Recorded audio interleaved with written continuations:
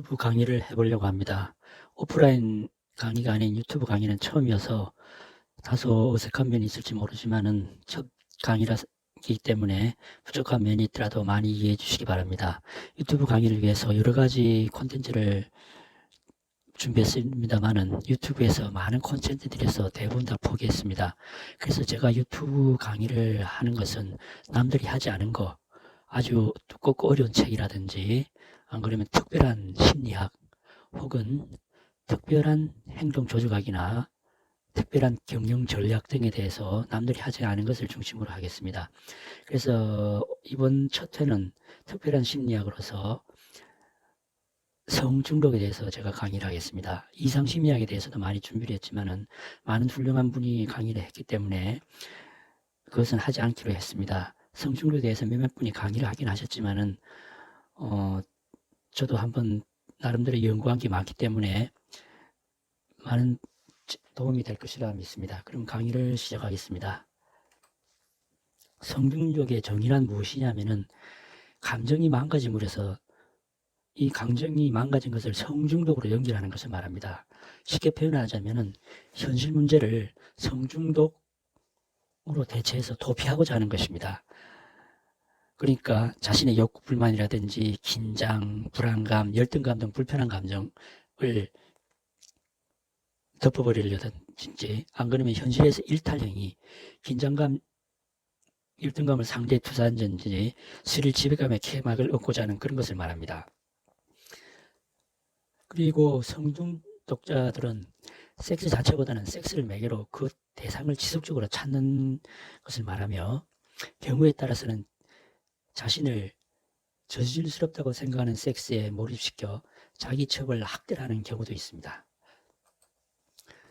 성중독자가 되기 쉬운 이유는 일단 성중독자는 쾌감을 느낀다는 것입니다. 성관계에서 쾌감을 느끼기 때문에 성중독자가 되기 쉽고 또 공급이 많다는 것입니다. 불륜이라든지 성매매 등 거의 공급처가 무한대라고 볼 수 있죠. 그래서 성중독자가 되기 쉽고 또 약물 중독이나 도박 중독, 알코올 중독에 비해서 위험해 보지 않는다는 것입니다. 그리고 보편적 행위로 위장 혹은 자기 합리화를 할 수 있습니다.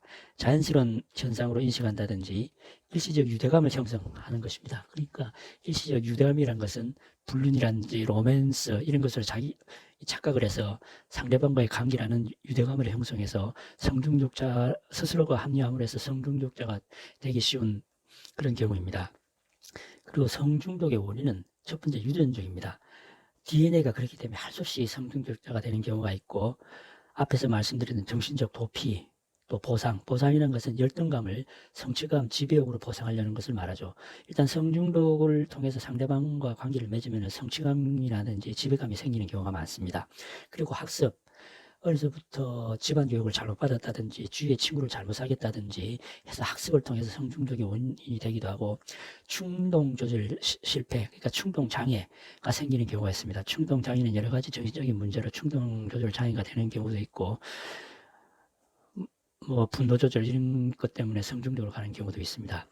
그리고 정체성 회피, 이것은 뭐냐면 동성애를 숨기기 위해서 과잉 이성애를 해서 성중독으로 가는 그런 경우도 있습니다.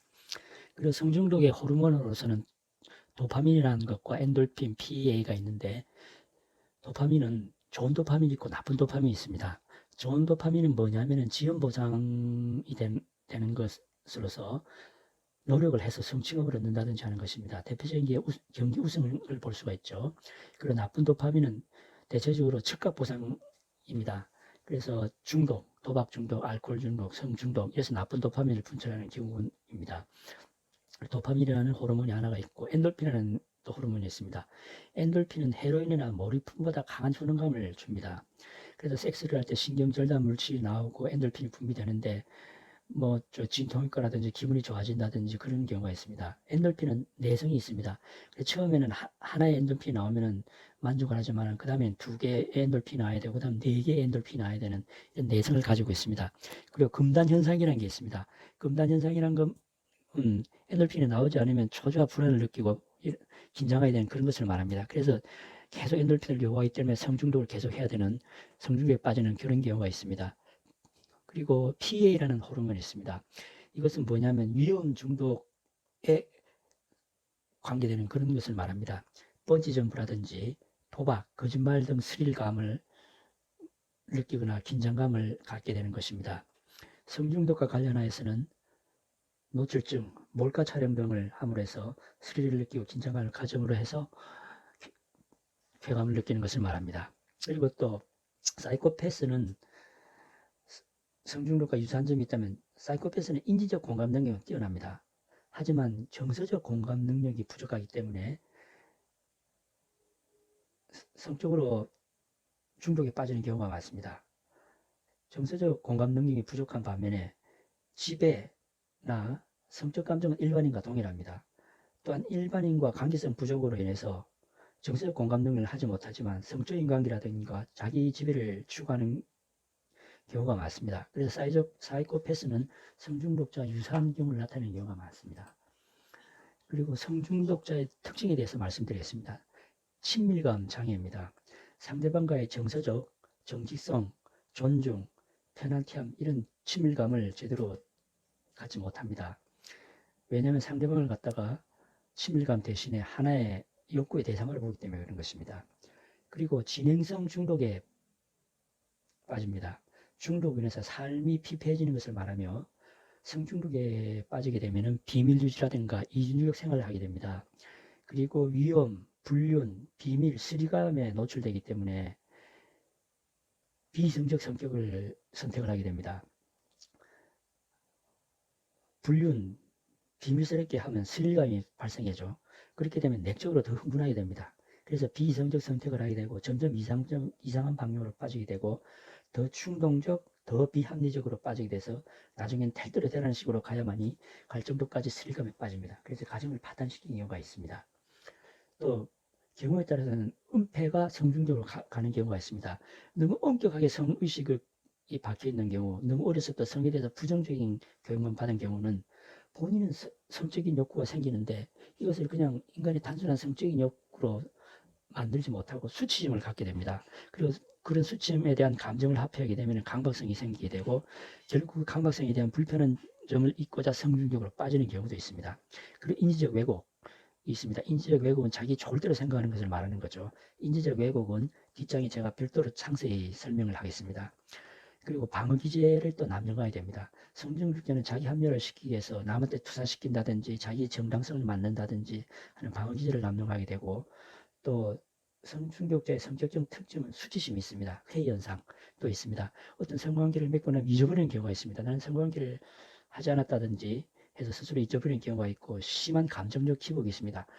아주 조증으로 행동하기도 하고 하이액션을 하기도 하지만 반면에 그 반대의 또 행동으로 가는 경우도 있습니다.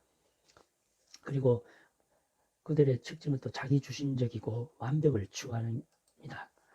그리고 동반의존이 있습니다. 성중독자에 서로 동반의존을 하게 됩니다. 그래야만이 성중독을 실현시키기가 쉽겠죠. 그래서 동반의존인데 그 동반의존에 대해서는 제가 뒷장에 다시 설명을 더 드리겠습니다. 그리고 교차 중독이 있습니다. 다른 중독, 그러니까 약물 중독이라든지 알코올 중독 이런 것과 함께 교차 중독을 가지는 경우가 있습니다. 성적인 행위를 하기 위해서는 술에 취해야 되고 약물에 취해야 되는 경우가 많습니다. 그런 것 때문이라고 볼 수가 있죠. 그리고 상대방에 대한 관계성 부담을 줍니다. 타인에 대한 존중이 부족하기 때문입니다. 타인의 전체가 아닌 성적인 신체 일부 혹은 타인의 돈을 버는 이런 걸 갖다가 상대방의 존중에 부족한 예로 볼 수가 있습니다. 그리고 상대방을 조정 통제하려고 하거나 또는 일관성 없는 규칙을 적용함으로 해서 상대방을 혼란에 빠지게 해서 지배하는 경우가 있습니다. 그리고 엄격, 과잉칭찬 등으로 상대방을 또 혼란을 초래합니다. 그리고 자신의 정서적 고통을 조정치 못하고 약자를 학대해야 됩니다. 약자에 대한 정서적 학대는 중요한 섹타임으로 뒷장에 상세히 또 설명을 하겠습니다. 약자에 대한 정서적 학대를 함으로써 약자는 이것을 스스로 합리화합니다.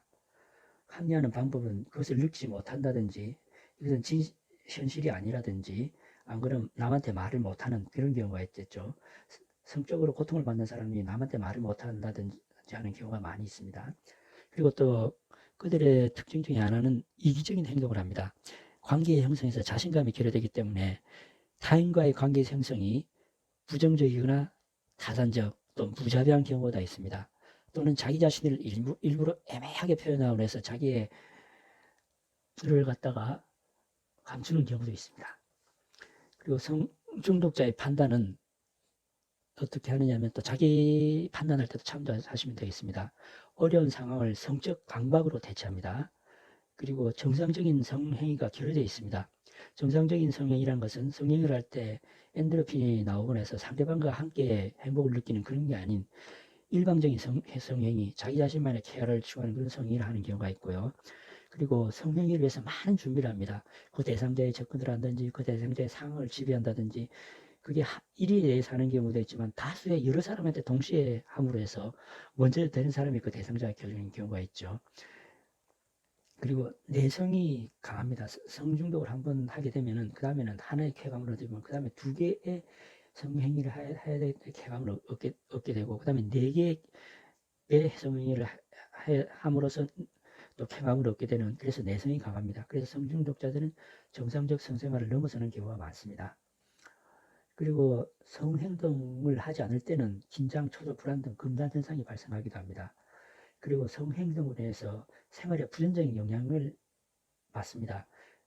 어쨌든 주위 사람이 알게 되겠죠. 그리고 남녀 관계성도 손상되겠죠. 그리고 이미지도 나빠지겠죠. 그리고 성중독자들은 사회적으로 많이 매장됩니다. 당연히 매장됩니다. 그리고 성중독자가 스스로 판단하는 경우는 지배 통제, 내가 남을 지배하고 통제하고 싶다. 나의 전문성이라든지 사회적 지위라든지 사회비 정계 지도자 이런 사람들이 많은데 지배 통제를 과하게 하고 싶다 할 경우에는 성중독자가 아닌지 중독자가 아닌지 이런 것도 한번 생각해 봐야 됩니다. 그리고 성중독자의 정도는 크게 세 가지로 나눌 수가 있습니다. 성중독자의 첫 번째 단계는 섹스얼 판타지 내지는 섹슈얼 디루전, 성적 환상이나 망상에 빠지는 경우, 그리고 두 번째는 성적으로 남을 유혹하는 것, 세 번째는 모르는 사람하고도 성관계를 가진 무분별한 성관계, 그리고 성매매 이런 걸 1순위라고 볼 수가 있고요. 그 다음에 2수준은 파트너 교환하면서 성관계를 하려는 거, 관음증, 이 성관계하는 걸 보려는 거, 그리고 바바리맨, 그리고 성독자증이나 변태, 그리고 세디즘이나 메조키즘, 뭔지 아시죠? 성적으로 남을 한다든지 가합을 받는다든지 하는 거. 그리고 제일 극단적인 경우는 아동 성착취라든지 근친상각이라든지 성폭행이 있을 수가 있겠습니다. 그리고 어려서 성피해를 입는 경우 성중독자가 될 확률이 많습니다. 남자들은 성적 대상을 찾거나 성범죄를 하게 되고 여성들은 주위 친족으로부터 성폭력이나 성학대를 받는 경우에 성중독자가 될 경우가 많은데 단순 상호작용, 관계만을 선언한 경우가 됐습니다. 마음만 주고받는 정인, 쉽게 말해서 정인 그런 경우죠. 두 번째, 상대 이상의 성충동을 투사합니다. 내가 저 사람과 성충동을 갖고 싶지만 그럴 경우는 자기가 나쁜 여자라고 보기 때문에 남자가 성충동을 가져서 내가 성행위를 한다는 그런 것을 상대방한테 투사합니다. 그리고 자기 스스로 지저분한 여자나 음탕한 여자라는 대신에 사랑 중독자, 관계 중독자로 포장하거나 자기 합리를 하게 됩니다. 대체적으로 남녀 성중독자는 정서적 공감이 부족하여 인간관계를 못하는 사이코패스 특성 중에서 일부 특성과 유사합니다. 남녀 모두 정상적 인간관계 대신에 강한 조정의지가 있습니다. 강한 조정의지는 또 중요한 부분이므로 뒷장에 자세하게 설명을 드리겠습니다. 그리고 타인을 자신의 목적 대상으로 인식한다는 게 이게 또 성중독자와 사이코패스 간의 또 유사한 점입니다. 상대방을 돈 착취 대상으로 생각하니 성적 대상으로 생각하든지 아니면은 놀이의 쾌감으로 생각하는 그런 경우가 있습니다. 그러면 성중독과 유사한 사랑중독에 대해서 말씀드리겠습니다. 사랑중독이라는 것은 자신의 불편한 감정, 즉 관계의 공허감을 없애고자 계속적으로 타인과의 관계 지속을 원하는 것을 말합니다. 관계 지속을 위해 성적 관계까지 유도하거나 유혹하는 그런 것을 말합니다. 사랑중독의 특징은 정체성, 안전보장, 권력, 소유를 얻기 위해서 그런 경우가 있겠고 정서적으로 타인과 또 엮으려 합니다. 그리고 삶의 에너지를 성장보다는 만족에 투자를 하고 신뢰성 위반을 합니다. 신뢰성 위반이라는 것은 일정 이상 친해진 것을 원치 않습니다. 그리고 과거 불편한 경험의 회피를 위해서 남을 버린다든지 왕따를 당한다든지 혹은 스스로 벌을 받기도 합니다. 그리고 강박성, 있습니다. 그리고 자기 정당성이 있기 때문에 사랑 중독에서 남을 버린다든지 하면서 관계 진행에 대한 나쁜 결과를 인식지 못합니다. 그러면 앞장에서 자세히 설명드리기로 한 타인 조종에 대해서 말씀드리겠습니다. 성중독자들은 정상적인 인간관계 대신에 강한 조정으로서 남을 통제하려고 하는 그런 습성이 있습니다. 첫 번째, 타인과의 정상적인 관계의식이 결핍되어 있고 존중감이 결핍되어 있습니다. 그래서 타인의 전체를 보는 게 아니고 자기한테 필요한 거, 성적인 실체 일부, 그리고 뭐 경우에 따라서는 그 사람의 물질 이런 것을 보는 것이 타인 조종자들의 특징이라고 볼 수가 있고, 자기 합리화를 합니다. 조정 대상자들, 파트라든지 친구라든지 지척, 조정 대상자는 스스로를 돌보지 못한다. 그래서 내가 그들의 부족들을 통제 조정해야 된다는 책임감 착각에 빠집니다. 그리고 상대방의 정체가 아닌 목적 대상물만을 노립니다. 그리고 상대방에 대해서 훈계, 방향제시 판단을 잘하고, 또한 지나친 허위라든지 거짓 동조, 그러면서 암시적인 불의를 풍기면서 은근히 강요를 합니다. 그리고 조정이 안 되면은 스스로 비난을 한다든지, 타인을 비난한다든지, 타인에 대해서 분노를 한다든지, 스스로 분노한다든지, 후회하기도 했고, 자기가 능력이 부족하다고도 인식을 합니다. 왜냐하면은 타인을 조정하려면은 타인의 강점을 못 봅니다. 타인의 강점이 있으면은 자기가 약해 보이기 때문에 타인의 강점 스스로 외면합니다. 그리고 타인의 약점만 봅니다. 그러니까 타인의 면이 5가지 있다면 3가지는 강하고 2가지만 약한데 3가지는 안 봅니다. 약한 2가지만 인지해서 타인을 지배하려고 하는데, 막상 궁극적인 상황이 되면 상대방의 강점이 나오게 되거든요. 그럼 조정이 안 됩니다. 그렇기 때문에 그것을 타인을 분노한다든지 아니면 스스로 능력이 부족하다고 하는 그런 습성이 생기는 것입니다. 그리고 때로는 조정을 하면 될 것 같은 그런 기대감을 가지고 있습니다. 그래서 계속 타인에 대해서 조정하고 지배하려고 하면 변화가 있는 것 같아서 계속 조정하는 경향이 있습니다. 계획을 짜기도 하고 주위 사람을 포섭하는 등 비용 지출을 하기도 합니다. 그리고 스스로 이것 때문에 타인을 조정할 수 있다는 것 때문에 실제 자기가 성취할 수 있는 걸 놓치게 되고 조정과 스스로가 악순환에 빠지는, 삶의 악순환에 빠지는 경우가 있습니다. 그리고 자기의 실패를 또 남 탓을 합니다. 내가 조정하려는 자에 대한 책임이 있듯이, 그러므로 그들도 나에게 책임이 있다. 내가 잘못된 것은 그들 탓이다 하면서 자기의 실패를 남 탓을 합니다. 이것은 자존감이나 지개발을 위한 타인을 갖다가 편향적 인식하는 거, 아까 말했죠. 타인의 실질적인 모습을 보는 게 아니고 자기가 보고 싶어하는 모습만 보기 때문에 이런 남탓아이가 생긴다는 것입니다. 그리고 앞에 설명한 동반의존에 대해서 또 한번 말씀드리겠습니다. 동반의존의 상대적인 것은 분리라든지 쉽게 말해서 하숙생, 이런 게 동반의존과 반대되는 개념이라고 볼 수가 있습니다.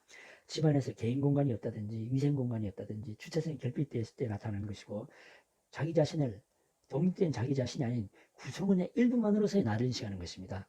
이런 경우는 상층부와 하층부들을 수탈하는 구조로 가기가 쉽습니다. 자기 자신이 독립적인 경우에는 상대방이 이라든지 상층부가 잘못한 것을 보지만은 구성원의 일부이기 때문에 구성원 문화라든지 규율에 엄격히 통제를 받습니다.